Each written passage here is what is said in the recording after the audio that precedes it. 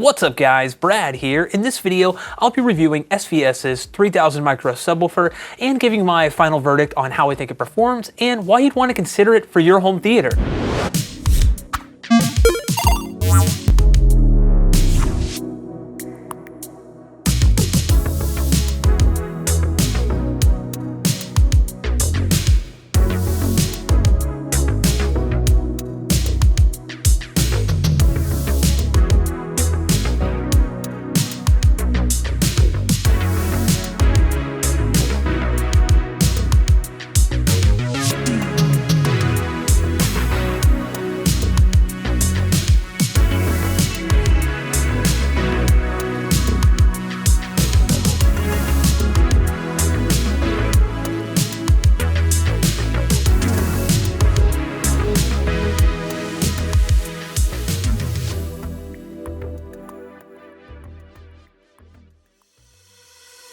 So if you haven't seen my 3000 micro overview and first impressions video, I suggest checking that out through the card above.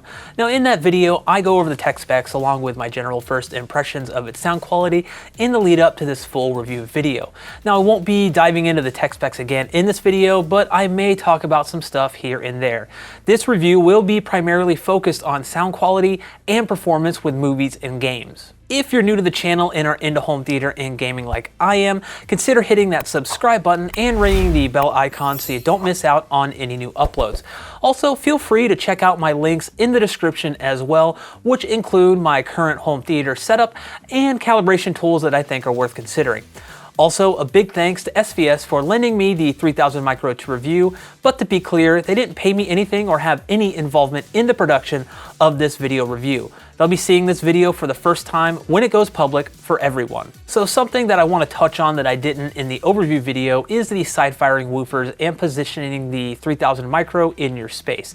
The sub is intended to be placed like you think, with the SVS logo on the front facing forward.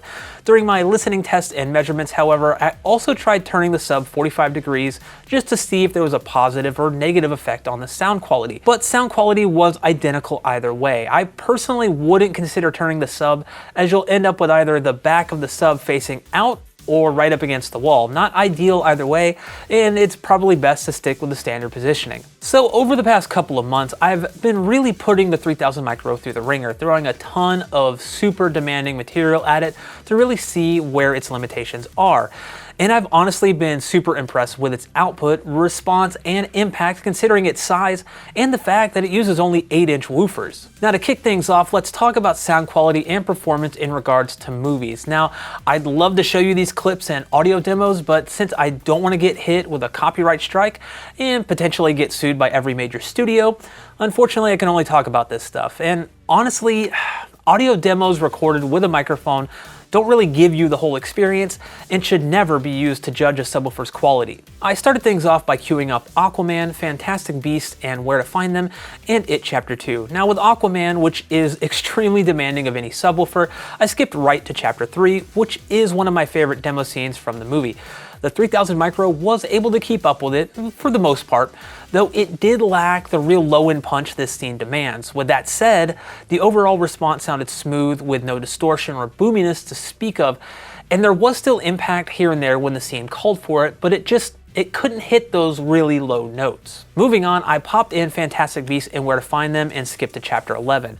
This scene has a lot of low-end impacts and also some really cool sounding low-end sweeps. Again, the 3000 micro handled this and was able to keep up and provide decent impact, output, and tight, smooth bass, but nothing that will move your couch or rearrange your furniture. The low frequency sweeps still sounded super cool though, with the 3000 micro producing enough bass for those sweeps to stand out in the mix. It Chapter 2's closing act has one of my favorite subwoofer demo scenes, which starts at Chapter 16 and can move some things around in your room if you have a capable enough system, so I was really interested to see how the 3000 micro handles this scene. I honestly wasn't disappointed by what this little guy could do, but it doesn't provide that same level of tactile response as SVS's other offerings in this price range. Now, don't get me wrong, it has decent impact and slam for what it is and its size, and the response was smooth and distortion-free just like all the other demos, but it just lacks that depth that a bigger woofer would provide. Now moving on to games, which I thankfully can show you full clips of, the same characteristics that I noted in the movie section apply here too. Let's start out with Ratchet and Clank Rift Apart, which has a ton of weapons that have some nice deep bass, especially the rocket launcher. And a disclaimer here again, audio demos recorded with a microphone don't really give you the whole experience and should not be used to judge a speaker or subwoofer's quality, so take what you hear here with a grain of salt.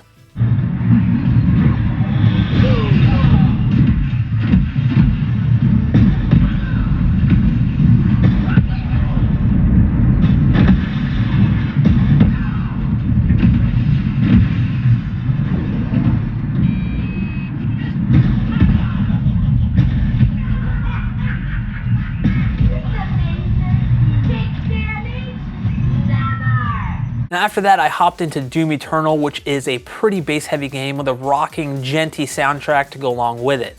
The guns and melee animation kills are often accompanied by equally guttural bass-heavy moments.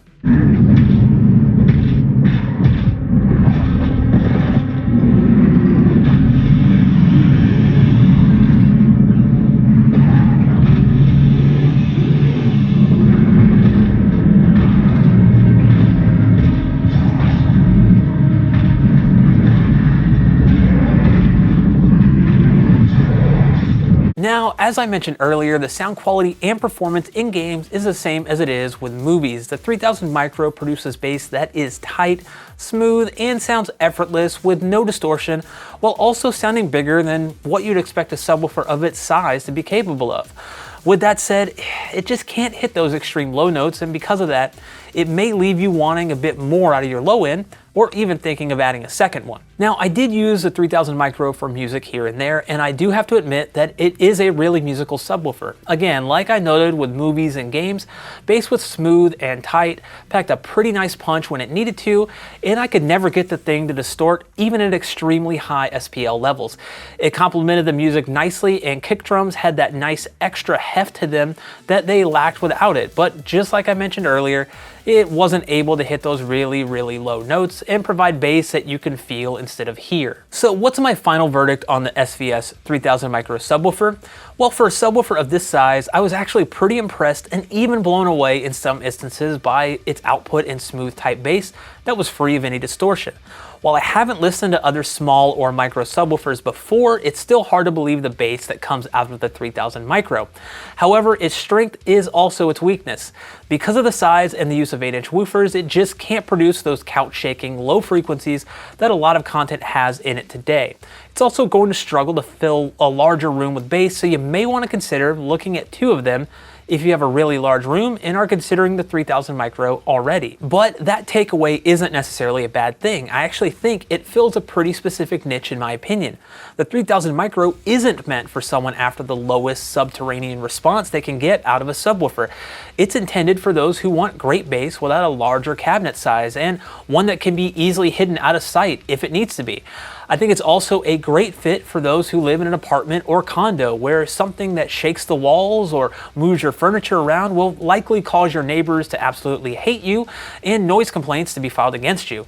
If you're living in an apartment or condo, then the 3000 Micro might be an option worth looking into. So if what you're after is a small or micro form factor subwoofer that packs a pretty big punch, then the SVS 3000 Micro is right up your alley and can be purchased for $799 USD. A bit steep for sure, but with its micro design, dual opposing 8-inch woofers, and a really beefy amplifier, along with SVS's extremely high standards in both sound quality and performance, I think that the price is justified in my opinion.